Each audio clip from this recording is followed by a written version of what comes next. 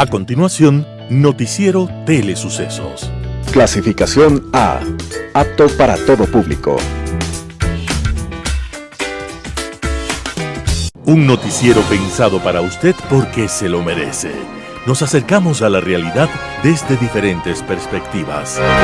Noticiero Telesucesos.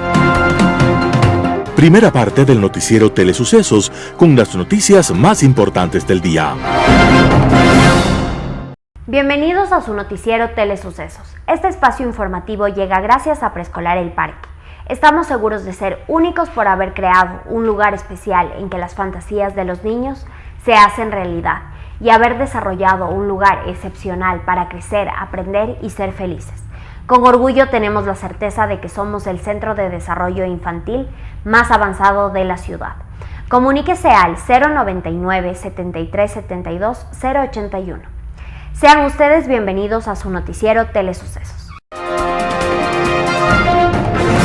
Un día como hoy. Una noche en Viena, un violinista italiano ofreció un concierto que electrizó a todo el público. Concluida la intervención, un extraño silencio llenó el escenario y una quietud, una parálisis misteriosa se apoderó de todos los concurrentes, incapaces de moverse, incapaces de aplaudir. El violinista se levantó e hizo escuchar sus pasos sobre el tablado mientras se dirigía al camerín. Medio minuto después, alguien del público pudo romper el hechizo. Empezó a aplaudir en forma tímida, y al conjuro de aquel sonido se desató una cascada de aplausos y de vivas que duraron varios minutos y que todavía resuenan en aquel escenario. El violinista era el más grande de aquel momento, y el más grande de todos los tiempos, Niccolò Paganini. Y aunque sus conciertos siempre abrumaban por su belleza y espectacularidad, aquella noche en Viena había roto todos los límites del asombro. Al día siguiente, un crítico escribió en un periódico de la ciudad: Solo digo la verdad. Cuando Paganini tocaba, vi claramente a su lado la imagen siniestra de Satanás que sonreía y le explicaba cómo embrujarnos con la melodía. El fanatismo de la época afirmó inclusive que Paganini no había nacido de madre, sino de Lucifer, que no aparecía registro de su nacimiento. Paganini, con alguna sonrisa de satisfacción, tuvo que demostrar en forma pública, con testigos y notarios, que sí tenía madre, que vivía en Génova, que él había nacido de la misma forma que habían nacido inclusive los que creían en el demonio. Y el artículo que originó la leyenda se publicó un día como hoy, 29 de marzo de 1828, y desde entonces hubo el rumor del pacto de Paganini con el demonio. En Paganini se conjugaron la música, la habilidad, la técnica, todas las aventuras y todas las leyendas. Pero esa es otra historia. Las principales noticias del día. Titulares. La Fiscalía abre investigación previa tras denuncia de Guillermo Lasso. El Servicio de Rentas Internas analiza el pago de impuestos de Javier Herbas. La Contraloría identificó irregularidades en la adquisición de insumos médicos. El municipio de Quito sumó trabajadores en 12 meses. Equinor ASA se adjudica contrato spot de Petróleo Oriente. En el segmento legal, el Servicio de Rentas Internas habilitó el formulario de contribuciones temporales. En Vida y Tecnología, alertas de seguridad por el conflicto en Ucrania. En el segmento de opinión, incumplimiento de sentencia de la Corte Constitucional. En política internacional, Ortega en soledad. Los editoriales serán de Ramiro Ruiz, Los extraviados. Roberto Aguilar, la ley de inversiones por un tubo y Lazo a la carga.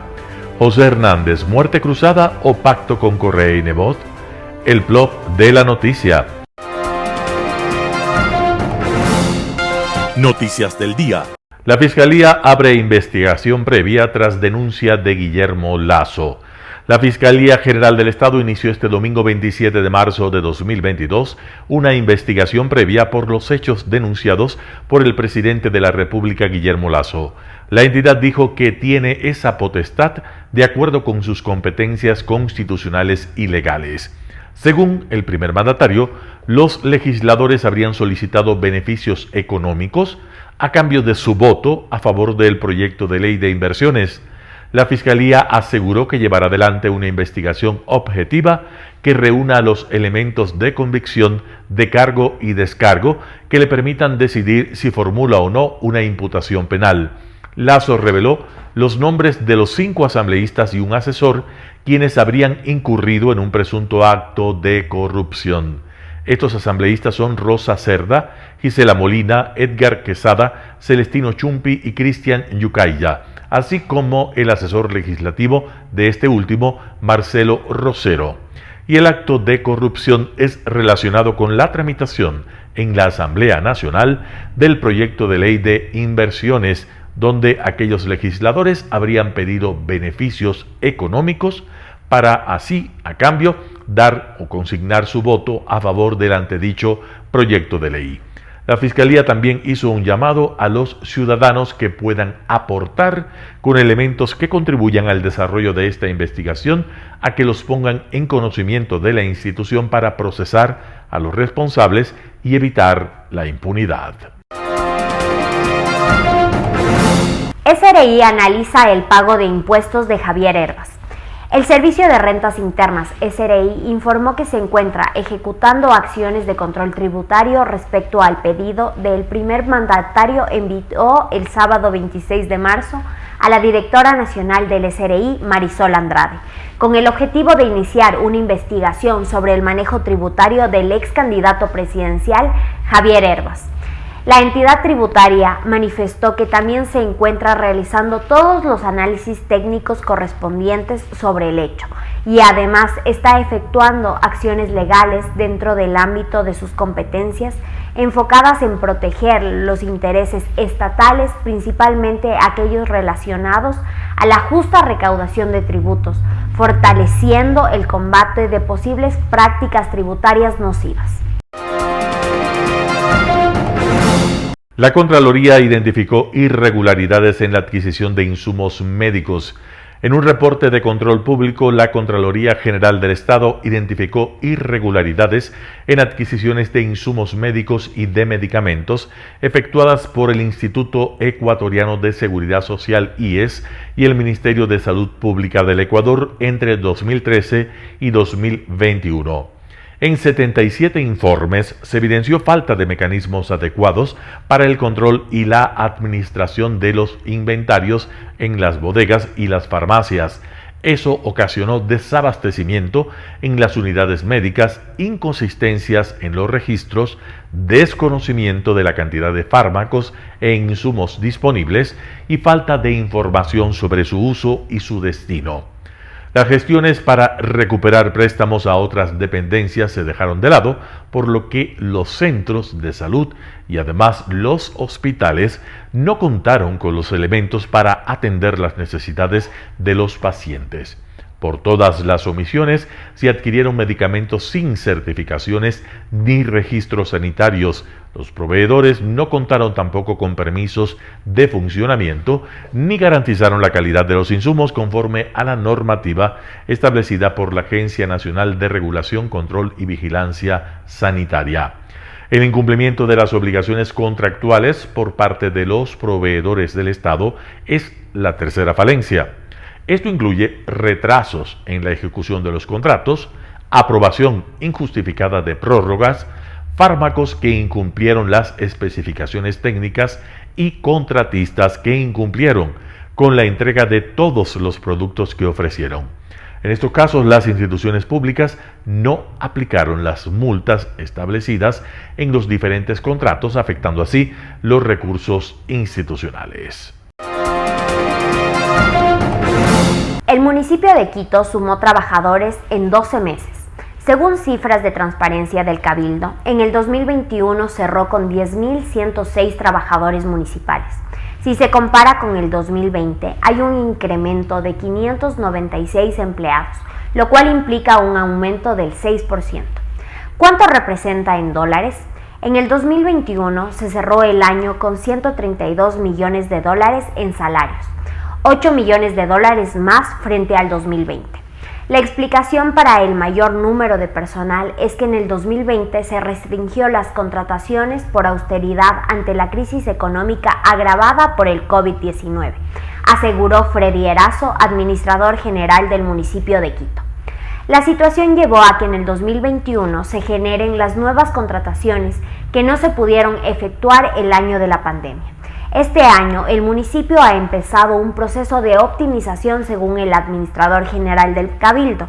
Se han comprado renuncias a 184 funcionarios. El año pasado, el presupuesto ejecutado por el municipio de Quito ascendió a 1.063 millones de dólares. Los 132 millones de dólares destinados a sueldos aproximadamente equivalen a cerca del 13% de todo el presupuesto municipal.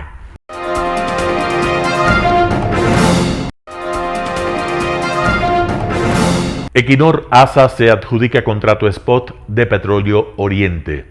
Petroecuador adjudicó este 26 de marzo la segunda venta spot de 2022 a la empresa estatal noruega Equinor ASA.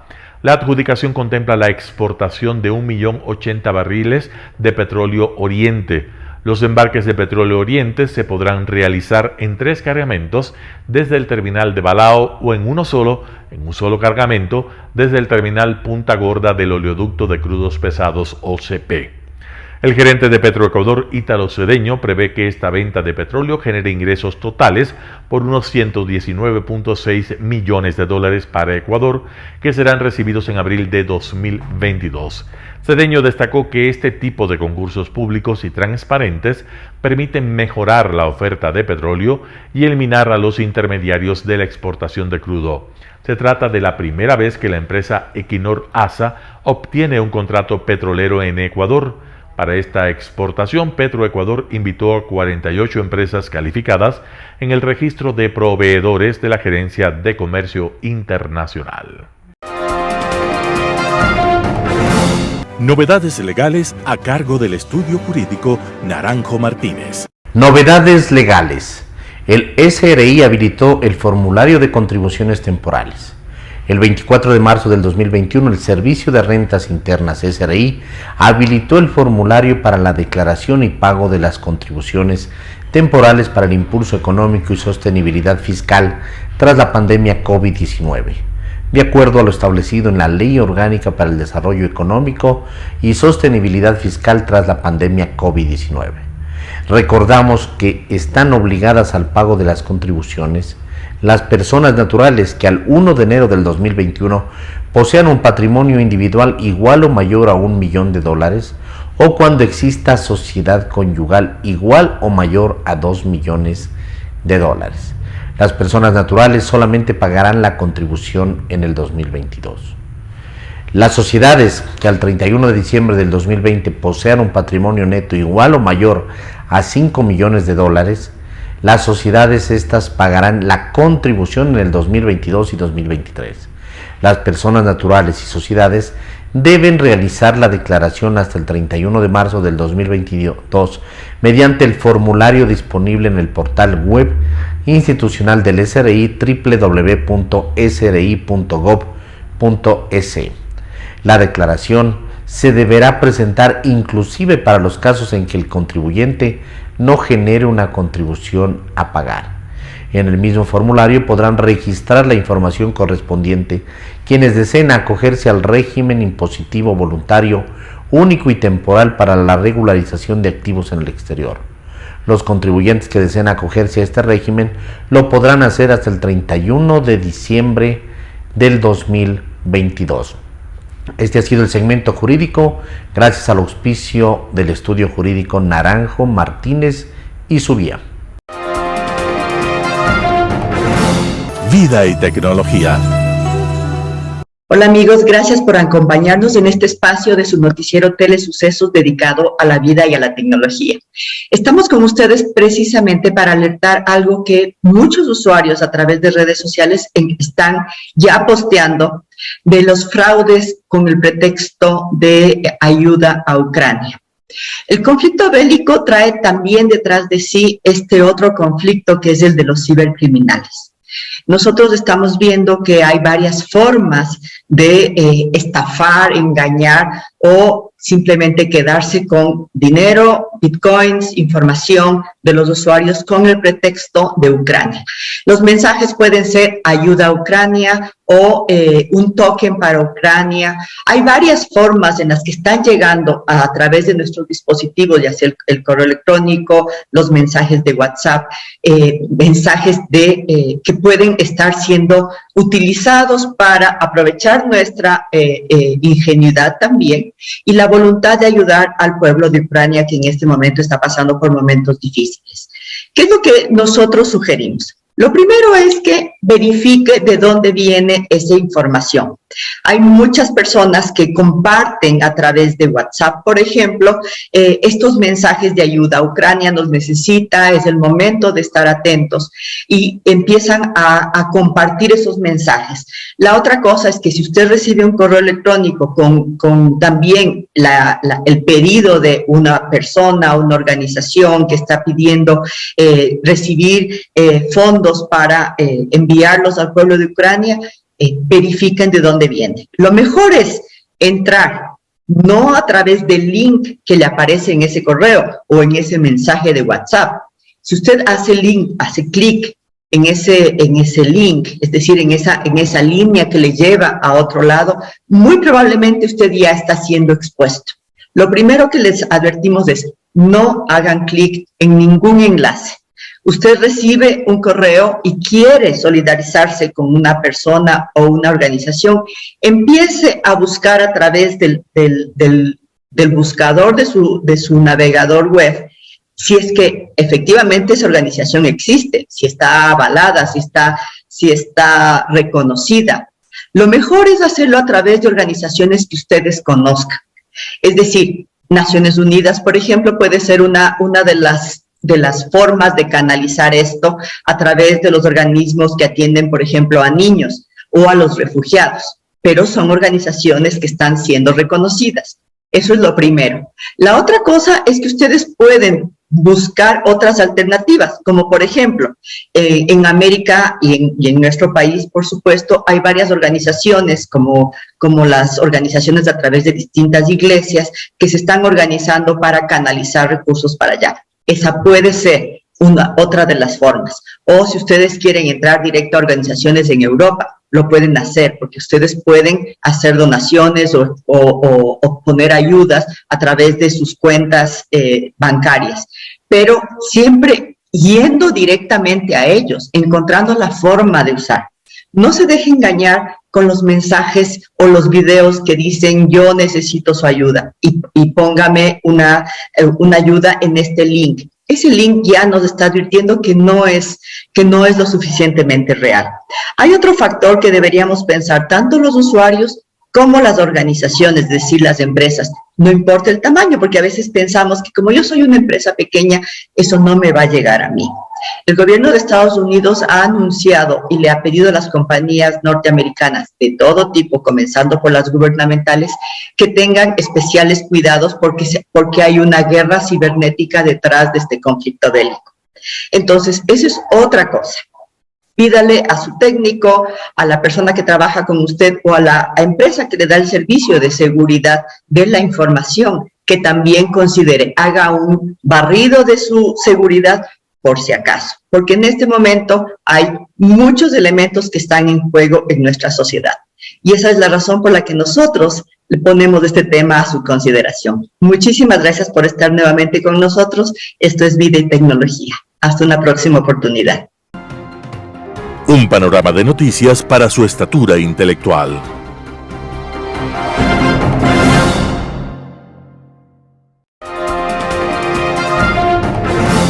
Opinión.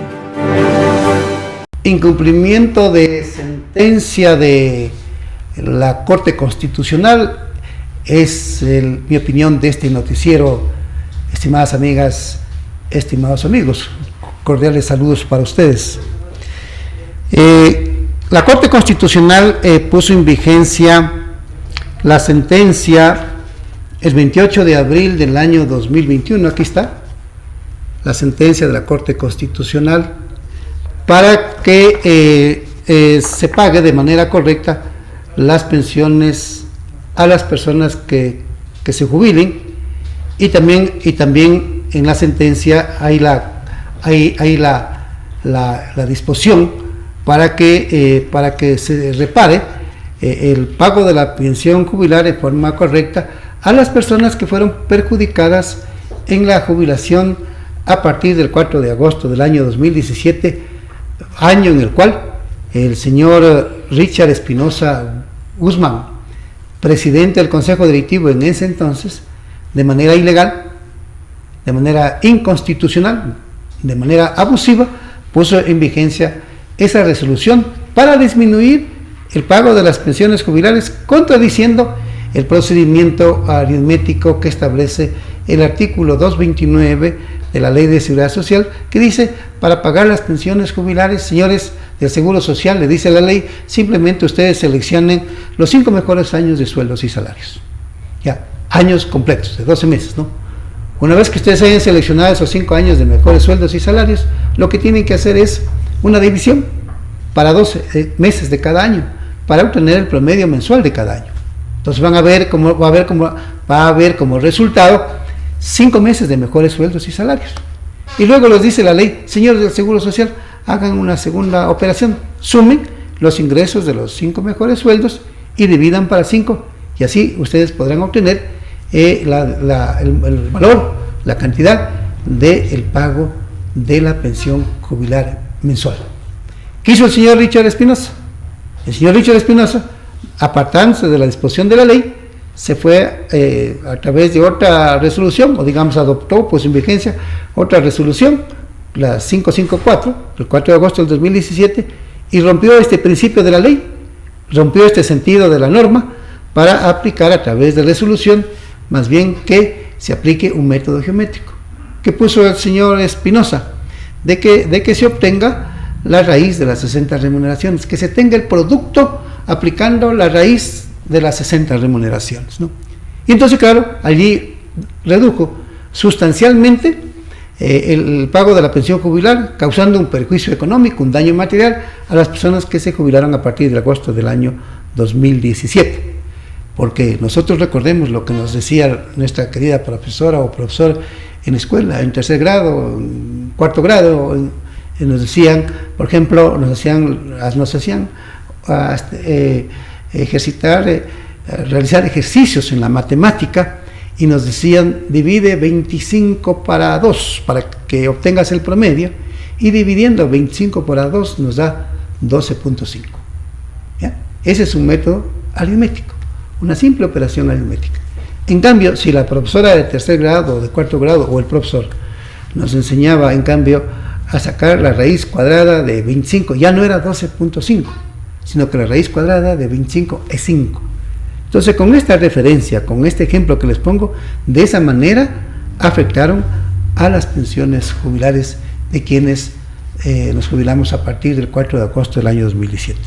Entonces, la Corte, volviendo al tema, la Corte en cuanto a la sentencia, dispuso que entonces, les dispuso que a las autoridades del IES, que se declara inconstitucional la resolución que puso en vigencia el señor Richard Espinosa, la resolución 554 del 4 de agosto del 2017, la declaró inconstitucional, y luego la Corte dice que en el numeral 3, reiterar que en la tutela del derecho a la seguridad social incluye la protección del principio de intangibilidad de las prestaciones de seguridad social, en concordancia con el principio de desarrollo progresivo de los derechos y no regresión.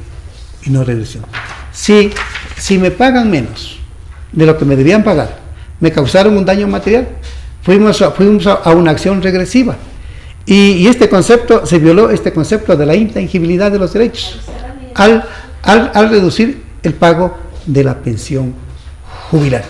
Este es el perjuicio, y sucede que las autoridades del Seguro Social hasta la actualidad no aplican lo que dice la sentencia, no lo hacen, siguen manteniendo el perjuicio, y eso realmente es inconcebible. Por eso se ha planteado la demanda de incumplimiento de la sentencia de la Corte Constitucional. En los próximos programas, estimadas amigas, estimados amigos, les seguiremos informando sobre este tema. Muchas gracias. Global Hoy con Alan Carter.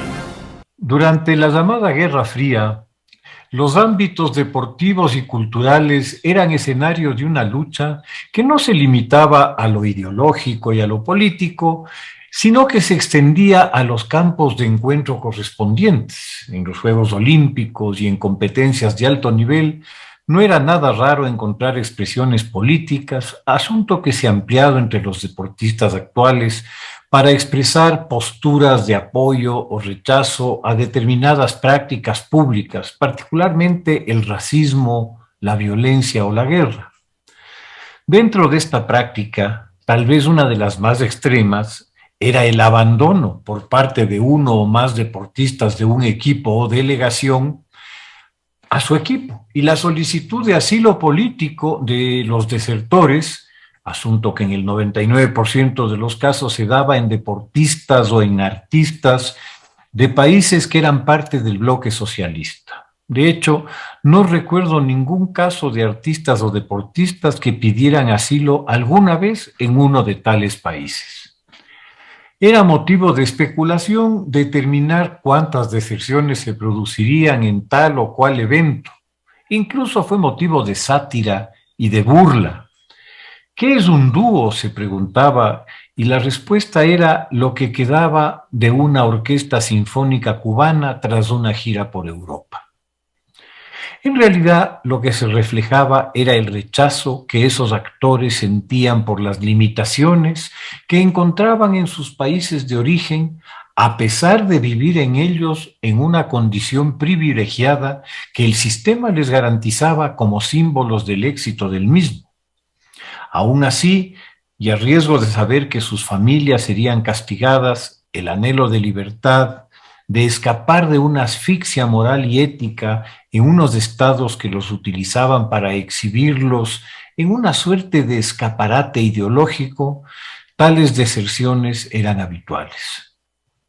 Tras esta reflexión, me referiré primero a lo ocurrido en la Organización de Estados Americanos, en la OEA, la semana pasada, cuando el embajador de Nicaragua ante esta, el embajador Arturo McFields, denunció la situación que su país atraviesa, hablando a nombre de presos políticos del régimen orteguista, así como de los centenares de jóvenes asesinados por las Fuerzas Armadas, militares y paramilitares del régimen, y de los ya cientos de miles de exiliados refugiados en países cercanos para escapar de la represión.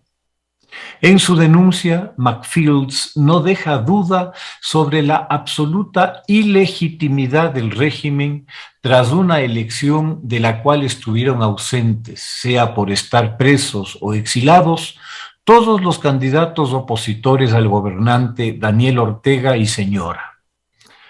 Señala también la inexistencia de partidos políticos de oposición y la eliminación de una prensa crítica. En fin de cuentas, ratifica y da toda la razón a la práctica totalidad de los gobiernos democráticos del mundo que ven en Ortega a un dictador y al proceso electoral con el que pretende legitimarse como un fraude completo.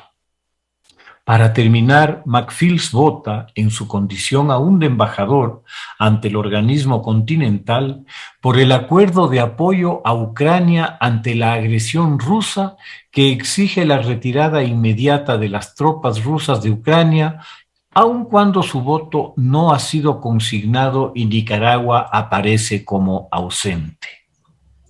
Como cabía suponer, la denuncia del embajador en ese momento y escenario es un durísimo golpe a la dictadura de Ortega y, si cabe, un descrédito aún mayor ante una comunidad diplomática regional que asistió absorta a las palabras del alto funcionario del propio gobierno nicaragüense, condenándolo por sus violaciones de los derechos humanos y su ilegitimidad democrática. Sin medias tintas, denunció a su gobierno como la dictadura que es y asumió los riesgos que su denuncia implica para su propia seguridad y la de su familia, dados los truculentos antecedentes de un régimen al que no le ha temblado la mano para perseguir y asesinar a sus opositores. Con entereza, McFields no ha dudado en admitir su miedo a esas posibles consecuencias, pero también el no poder seguir actuando a nombre de un régimen totalitario y dictatorial. Seguramente al interior de Nicaragua se habrá producido una conmoción, pues para un cargo de la importancia del de embajador ante la OEA, se busca a una persona de total confianza, de afinidad política y hasta personal con el mandatario. Queda en evidencia cómo cada día el resquebrajamiento del gobierno se va extendiendo y profundizando, lo que marca el más peligroso momento de una dictadura, en el que para tratar de sobrevivir, la brutalidad se vuelve la norma y los fanáticos, sea por la ideología o la conveniencia personal, toman un papel cada vez más protagónico. Seguramente, la certeza de que un aliado clave para la supervivencia económica del régimen, como lo es Rusia, se halla a su vez en una complicada situación que difícilmente le permitirá asistir a un aliado lejano de muy poca trascendencia en sus apremios, habrá sido una dura constatación de su fragilidad. Se vuelve evidente el grave error del régimen al aislarse cada vez más de la comunidad internacional. Recordemos, si no, la reciente expulsión del nuncio apostólico, uno de los poquísimos contactos hacia el mundo democrático que le quedaban a la dictadura.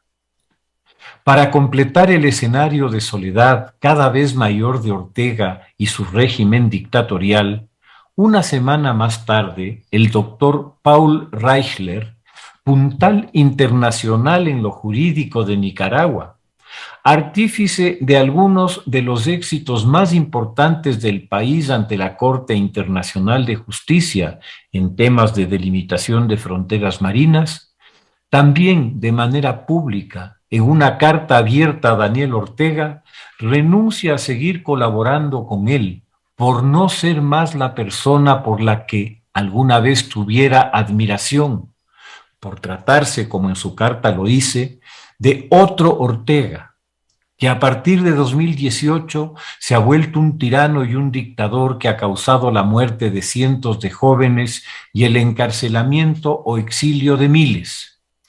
Es muy duro en su crítica por la persecución contra prestigiosos exguerrilleros sandinistas en la lucha contra el somocismo, al cual asimila al actual régimen. Condena la persecución y el exilio forzoso del doctor Sergio Ramírez, así como la trágica muerte tras 8 meses de prisión sin juicio de Hugo Torres, el comandante Cero, y el encarcelamiento de otros grandes patriotas, entre comillas, ahora encerrados en sus celdas al borde del hambre y de la muerte, según expresamente señala. Es meritorio que tanto McFields como Reichler hayan encontrado el coraje para denunciar a la dictadura a la que sirvieron, y vale la pena recordar aquel dicho de la sabiduría popular: mal paga el diablo a sus devotos. Muchas veces las vanidades o los oportunismos nublan la vista y el juicio sin dejar ver la verdadera naturaleza del mal. De 2018 a 2022 han pasado 4 años para recién darnos cuenta de quién es Daniel Ortega. La conciencia moral de la que habla Reichler como que estuvo muy adormecida y por mucho tiempo. Muchas gracias. Editorial. Los extraviados por Ramiro Ruiz. Con el triunfo de Guillermo Lasso en las elecciones del año 2021, Ecuador recuperó un estilo democrático de gobernar y la esperanza de cimentar un país en orden.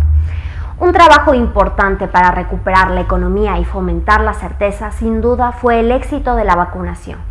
La protección de la gente le devolvió tranquilidad, seguridad y la confianza de recuperar el ritmo de trabajo. La pandemia unió en silencio a la población en el sufrimiento, el encierro y la muerte. Se controló la pesadumbre y el miedo, y en innumerables casos el pánico y depresión, hasta que la gente protegida con 3 dosis de vacuna comenzó a salir a cumplir con las actividades diarias y a farrear también. Ahora se terminaron las restricciones, pero con el cuidado correspondiente.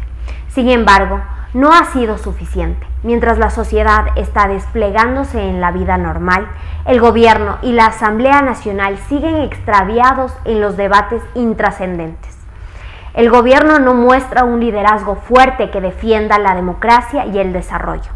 Los problemas que no se han solucionado a tiempo se agravan. La gente pierde confianza, comienza la decepción, incluso la ansiedad. No vemos hasta ahora una organización para conseguir los fines y objetivos que controle la crisis económica y moral. Los problemas están todavía ahí, y graves la ingobernabilidad sin control, el narcotráfico y la corrupción extendida hasta el último rincón social. Deben existir especialistas en manejar y resolver el problema del narcotráfico y la violencia, para que desaparezcan los mafiosos y las pandillas. Hay la necesidad urgente de recuperar la seguridad, el ordenamiento social y jurídico. Cada día presenciamos las noticias de sicariato. Todos sabemos que no es suficiente dotar camionetas y multiplicar personal de la policía si las leyes les limitan a cumplir con el deber de protección. Otro problema social descuidado es la educación. Todavía está en vigencia un sistema educativo torpe que nació de la fusión de sistemas extraños. La ministra de Educación del gobierno populista de Correa trajo desde Argentina, España y Venezuela sistemas educativos para formar el pensamiento dependiente, acrítico y sumiso, y los colocó en la licuadora del facilismo y la mala copia. El resultado ha sido desastroso, con niños y jóvenes con deficiencia de conocimientos básicos en lenguaje y lógica matemática. El sistema educativo ha fomentado la mediocridad y el enredo burocrático. El profesor no tiene tiempo de prepararse ni utilizar técnicas nuevas de enseñanza y aprendizaje. Si el profesor no tiene el hábito de leer, si nunca leen los padres del estudiante en el hogar, no leerán los niños y jóvenes. Vivirán en la zona de déficit de pensamiento. Los maestros no tienen tiempo para ejercer la vocación, pues escriben planes, programas, diseños de evaluación, informes que nadie los lee ni evalúa, y marcha camino a la bodega para alimentar el olvido y las ratas. El sistema de salud pública se parece al educativo. Los médicos internos son nuevas víctimas de atropellos de sus maestros residentes. Este sistema donde la norma es el egoísmo. Los médicos residentes no comparten la experiencia y el conocimiento. Los futuros profesionales, después de cumplir con el año de práctica como médicos rurales, se incorporan a la desocupación, porque los puestos están ya ocupados por médicos extranjeros que han venido de países más jodidos y atrasados que el nuestro. Mientras tanto, la Asamblea sigue embobada y concentrada en mortificar. Cada uno es antipatriota, con su máxima en la mente que dice: no hagas nada, fastidia, ya verás cómo el país se arregla. Los poco patriotas contestan: haz lo que tengas que hacer, aunque las cosas vayan de mal en peor. Los ecuatorianos apreciamos a las personas que actúan bien sin pedir garantías de que el mundo mejore. Solo el gobernante y el asambleísta honrados y responsables se conducen con la mente despejada, con la voluntad decidida, con sentimientos de humildad y plena entrega a su deber. Ramiro Ruiz. La ley de inversiones por un tubo y lazo a la carga. Artículo de Roberto Aguilar publicado en Diario El Expreso. No lo logró el gobierno. No bastaron las 48 horas que la Asamblea le concedió el martes pasado para negociar con las bancadas. 2 horas adicionales para hacer cambios de última hora. Desesperados, probablemente. Tampoco fueron suficientes. El asambleísta ponente Daniel Noboa Sin no alcanzó a llegar con la nueva propuesta. Una primera votación fue desastrosa. La ley de atracción de inversiones, fortalecimiento del mercado de valores y transformación digital de Guillermo Lasso cosechó apenas 46 votos de los 70 que necesitaba.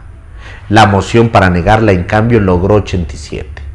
La izquierda democrática se unió en esta ocasión al correísmo y Pachacutic en medio de un escándalo de chantaje y corrupción destapado por el propio presidente de la República. Un escándalo del que parece no haber retorno. En el centro de la tormenta, el ex candidato a la presidencia de la República y líder de la izquierda democrática, Javier Hervás. Guillermo Lasso lo acusó de condicionar su voto a favor de la ley a cambio de que el SRI, Servicio de Rentas Internas, solo a él no le cobre impuestos. En la asamblea, su bancada reaccionó de inmediato. Calumnias, dijo su coordinador Marlon Cadena. Nada más. Hervás, en cambio, demoró más de 5 horas en aparecer en un video con su impostada voz risueña de campaña para responder escuetamente: el evasor no soy yo. Una hora después, ofreció una rueda de prensa de la mano de su mujer y amenazó con acciones legales contra el presidente. El presidente le ha mentido al país, dijo, y desmintió las acusaciones de chantaje y evasión de impuestos. Por ética y por moral, el presidente tiene que demostrar lo que está diciendo, y aquí vienen acciones legales porque se está atentando contra la honra. También acusó al gobierno de presionar a los asambleístas para aprobar una ley que lleva sesgos de agendas personales. Lo cierto es que la izquierda democrática parecía estar llevando las cosas al extremo. Varias de sus propuestas habían sido acogidas durante las 48 horas de negociación que se abrieron el martes. La prohibición de enajenación de bienes públicos, los candados contra las privatizaciones, innecesarios pues ya están contemplados en la Constitución, los límites para la participación de la banca en los sectores productivos, el régimen para normar la entrada y salida de bienes y servicios de las zonas francas al territorio nacional. Sin embargo, horas antes de la votación prevista para las 13 horas del jueves, un comunicado público firmado por Guillermo Herrera, presidente del partido, y el jefe de bloque Marlon Cadena, anunciaba que su voto seguiría siendo por el archivo. La razón la explicó Cadena en una rueda de prensa y es sorprendente. Lo que nos preocupa, dijo, es el grado de seriedad que le puede dar el Ejecutivo. ¿Aceptan las recomendaciones de Izquierda Democrática? En este momento. Luego viene un veto que va a ser mucho más difícil de sostener. Una sorpresa para todo el mundo, pues el tema del veto nunca estuvo sobre la mesa de conversaciones. En cuanto a Pachacuti, la otra bancada en la que el gobierno esperaba cosechar algún apoyo en las últimas 48 horas de negociación, actuó orgánicamente. Hasta la presidenta de la Asamblea, Guadalupe Llori, votó en contra de la ley de inversiones. Minutos antes de la instalación de la sesión, Cristian Yucaya, el asambleísta que ha sido su vocero en este tema, volvía a insistir sobre sus condiciones. Eliminar todo el capítulo primero del proyecto de ley referente a las alianzas público-privadas. Una demanda imposible de satisfacer. Una vez negada la ley, Guillermo Lasso pasó al ataque. Un video en el que aparece el presidente indignado explicando pormenores de la negociación fallida de los últimos días empezó a circular en chats y redes sociales. Esta ley, dice ahí, ha sido negada porque no hemos aceptado el chantaje de asambleístas que vienen a pedir hospitales, empresas eléctricas, ministerios a cambio de su voto. Y el colmo de los colmos es de aquellos asambleístas que han venido a pedir dinero en efectivo al gobierno. El discurso del mandatario, en lo que parece una conversación informal pronunciada en su despacho, no hace concesiones. Ladrones, dice directamente, refiriéndose a los asambleístas, y deja abierta la puerta a caminos constitucionales que hacen pensar en la muerte cruzada. Artículo de Roberto Aguilar publicado en Diario El Expreso. Muerte cruzada o pacto con Correa y Nebot. José Hernández, 4 Pelagatos. No hay que ser PhD en semiótica para colegir, viendo el video que el presidente colgó en sus redes, que el presidente quemó las naves. Su reacción ante la decisión de la Asamblea Nacional de archivar el proyecto de ley de inversiones es tajante, a pesar de su evidente ofuscación. Se apega a los hechos que fueron, como dicen en las Cortes, públicos y notorios. Pero, claro, el presidente fue más allá, bastante más allá. y habló de lo que piden algunos asambleístas al gobierno a cambio de su voto: cargos, prebendas, instituciones, hospitales, empresas públicas, plata en efectivo. Es decir, llevó a los ciudadanos a ver bajo la mesa donde ejercen los tahúres de la política, despojados de sus coartadas retóricas. ¿Sabe el presidente lo que hizo? Violó el umbral de lo tolerable en los códigos de la sociedad política del Albañal. Destapó parte de la podredumbre que explica por qué la política está tan devaluada y por qué los presidentes de turno terminan siendo en el país, en un alto porcentaje, títeres o rehenes. Lasso invirtió los términos y al hacerlo se puso ante los ciudadanos totalmente al margen de ese juego en el cual, según lo dicho por él y su ministra de Gobierno, no han entrado. No solo se pone al margen, convierte ese juego en motivo de oprobio social. Y él, en vez de componer con los tahúres, asume su rol de líder de aquel país que, por culpa de esos delincuentes, los llama ladrones, los llama corruptos, los llama chantajistas, carece de oportunidades. Lasso no hizo un discurso de circunstancia, planteó la nueva disyuntiva sustantiva que tiene a los ojos del país: los decentes versus los delincuentes de la política. Y en ese dilema, al cual se podrían sumar los demócratas versus los totalitarios, sacó a la Asamblea de la cancha de juego. Desnudó la miseria de muchos de sus integrantes y la mostró como un lastre para el Ecuador. El presidente dijo en suma que su deseo de conciliar con esta Asamblea, que lo llevó, por ejemplo, a dividir en tres el proyecto de ley creando oportunidades o a inhibirse de enviar el nuevo Código del Trabajo porque no iba a tener votos suficientes, concluye en un total fracaso.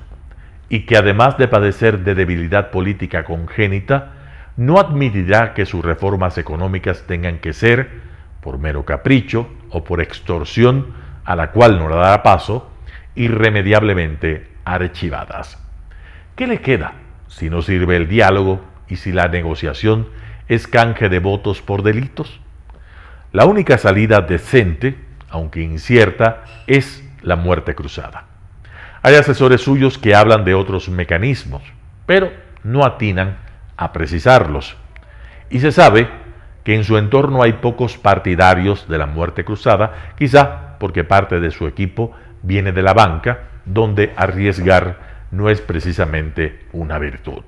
Quizá también porque, olvidándose del primer sueño de Lasso, cambiar el país, no calentar la silla presidencial, parte de ese equipo es permeable al discurso de aquellos que antes del 24 de mayo de 2021 eran totalmente favorables al acuerdo de Lasso con Correa y con Nebot.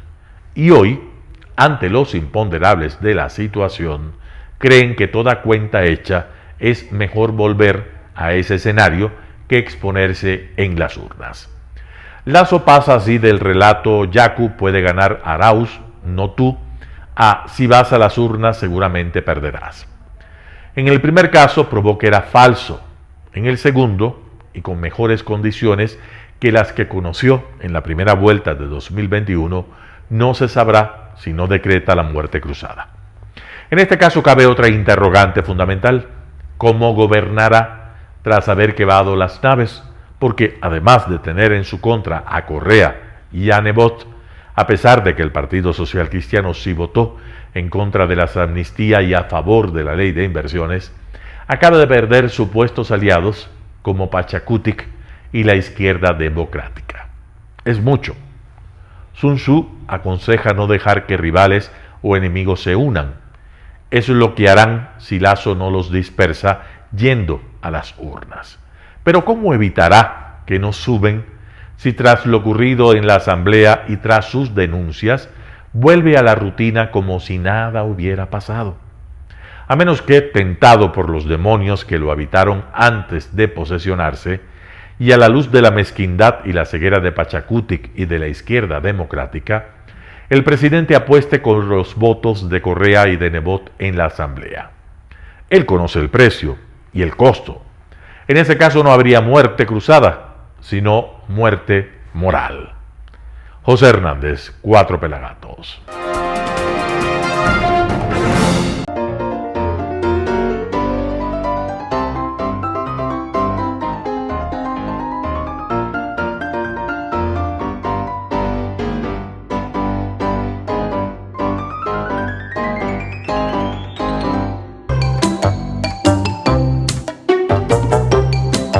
El blog de la noticia con Andrés Castillo. Hola, buenos días, que tengan un gran día de trabajo todos ustedes. Martes, segundo día de la semana, soy Andrés Castillo Maldonado y este es el blog de la noticia. Hoy no voy a hablar de nada de lo que tiene que ver con la política ni de lo que nos pone tristes, no, más bien hoy quiero conversar con ustedes de un evento lindísimo que está organizando el Teatro Bolívar en coordinación con la Fundación Fidal y la Comisión de Conmemoración del Bicentenario del municipio de Quito. Me refiero al primer concurso nacional intercolegial de oratoria Voces del Bicentenario. A propósito de la batalla del Pichincha, a propósito de lo que les he estado contando, vamos a conmemorar la fiesta del Bicentenario con los estudiantes de los colegios. Es un concurso de oratoria dirigido a primero, segundo y tercer año de bachillerato, es decir, a lo que antes se llamaba cuarto, quinto y sexto curso de colegio.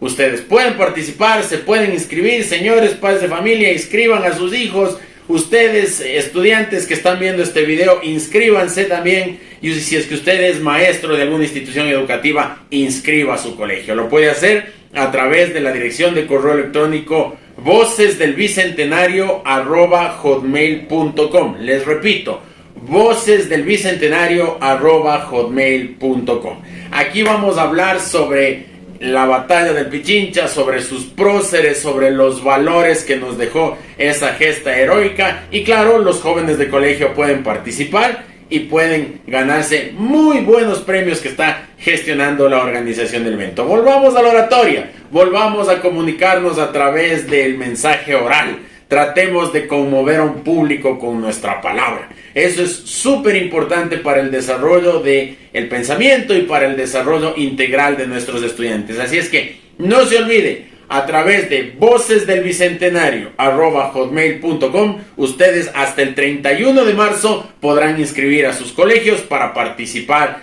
de este concurso. El concurso se realizará durante el mes de abril, cuando estemos en la etapa de los concursos internos, y en mayo tendremos la semifinal el 3 y 4 de mayo y la gran final el 19 de mayo. Así que no se lo pierda, inscríbase, participe y ayudemos para que el Bicentenario se festeje también con la palabra de los jóvenes. Soy Andrés Castillo Maldonado y este fue el blog de la noticia.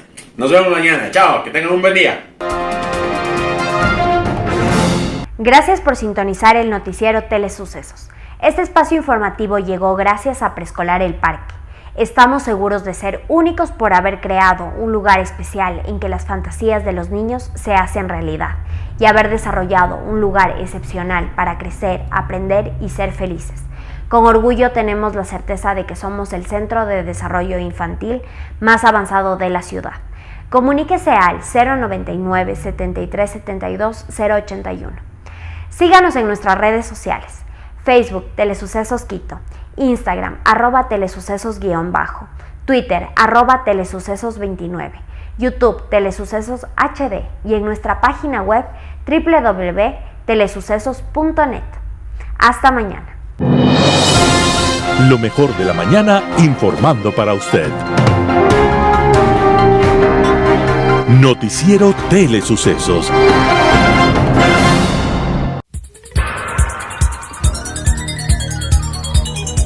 Las opiniones vertidas en este espacio por la producción y dirección del programa son de exclusiva responsabilidad de sus autores y de quienes intervienen en ellos.